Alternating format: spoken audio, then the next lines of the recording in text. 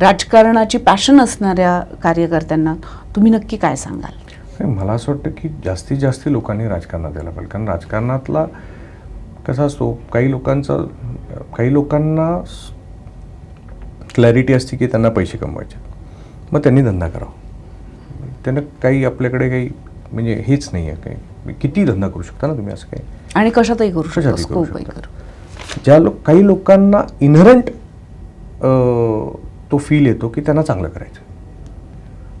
मग ज्यांना असं वाटतं किंवा एखाद्यासाठी छान केलं तर त्या व्यक्तीची जी काही तुम्ही प्रश्न सोडवला किंवा मदत केली त्याच्याने जी तुम्हाला हॅपीनेस डिराईव्ह होती, दॅट इज युअर किक.